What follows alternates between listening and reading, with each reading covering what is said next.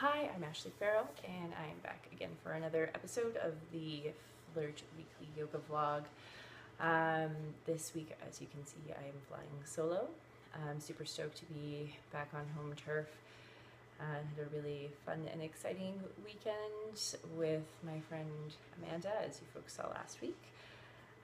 So yeah, it's nice. My partner and I just moved in together, so it's nice to be settling into the space and really taking some time to set intentions for the space that we are now sharing together. It's pretty lovely, and I think kind of timely that we were able to do it this weekend with the supermoon last night. I'm not sure if a lot of you folks are into that or believe in, syncing up certain practices and intentions with the phases of the moon, but it's something I'm really big into, and I find a lot of comfort and inner power and inner strength from that. So yeah, I guess you can take it or leave it as you so choose. Today I wanted to talk a little bit about some of the principles of yoga, and like I had mentioned in my introduction vlog, yoga is so much more than just the physical piece. There's 8 different limbs of yoga, and I think it's important that we take time to kind of touch on a little bit of each of those things. So today I wanted to talk to you about the yamas and the niyamas, which some people refer to them as Patanjali's 10 prescriptions for healing every relationship. And when I read that, what I understand that to mean for me is not just healing relationships with other people through the practice of yoga, but also healing that relationship with myself and maybe what I understand my higher power to be.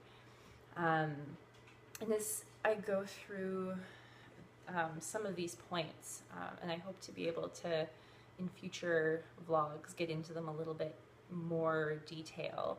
But in each of these points, it'll touch a little bit on how, we don't just practice these principles or these prescriptions for healing in a relationship, in just one way, just like we don't practice yoga in one way. It's about not only words, but thoughts and actions, and,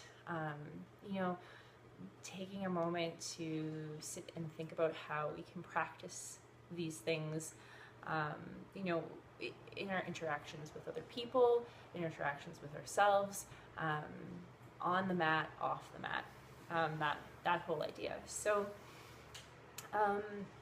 I'll start with talking a little bit about the yamas. And what I understand the yamas to be are really just ways that we learn how to be in relationships with others.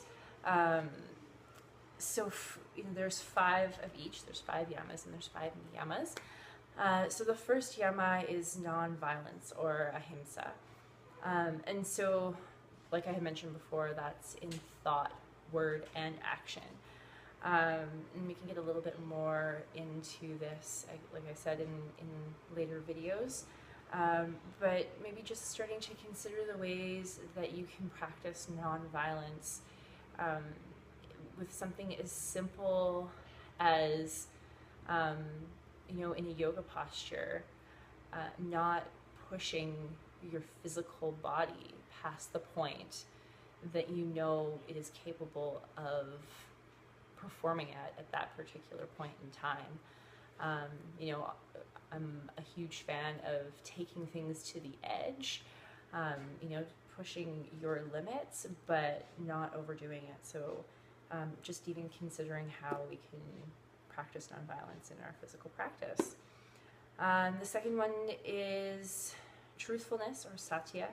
And again, that's in thought, word, and action.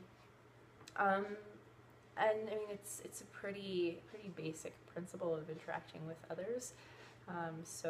Truthfulness, non-deception, non-injury, it kind of works in with the whole idea of nonviolence. The third one is non-stealing, or Asteya. And this one refers to not only physical objects, but like also not stealing people's time or people's energy, which sometimes I think that I can forget to be mindful of that from time to time, especially in a relationship, and especially when I'm trying to like navigate what it means to come together in a partnership and like combine your lives and live together, and like remembering that we are still complete individuals all on our own. So yeah, not stealing people's time or energy also fits in with that. The fourth one is more one of like moderation, or Bramacharya, and it's about like conservation of energy. Some people would call this like chastity, so conservation of your sexual energy. And I mean, folks can interpret that however they will.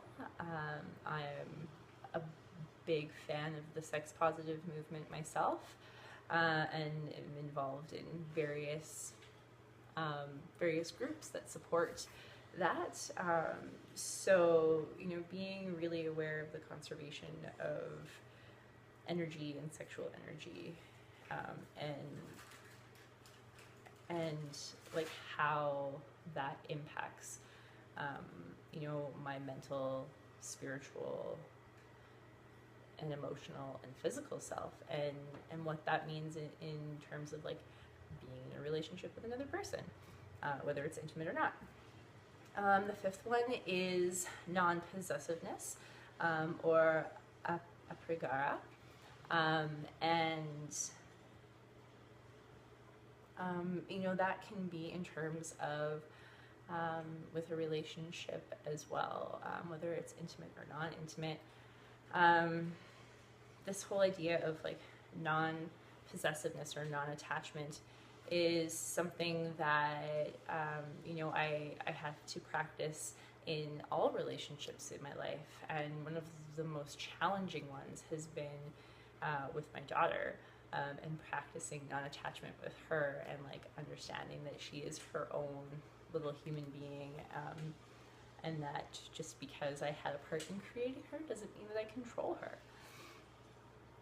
So that is a little bit about the Yamas, and because we're out of time for today, I'm going to wrap up with that, and then the next time that I get a chance to be in front of the camera one-on-one with you, we'll talk a little bit about the Niyamas, and those are more about like relationship with self, and how to take that kind of lens and turn it inwards in terms of the principles of yoga, and like what that means for your practice. So yeah, we've got a couple really awesome guests coming on the vlog next week and the week to follow.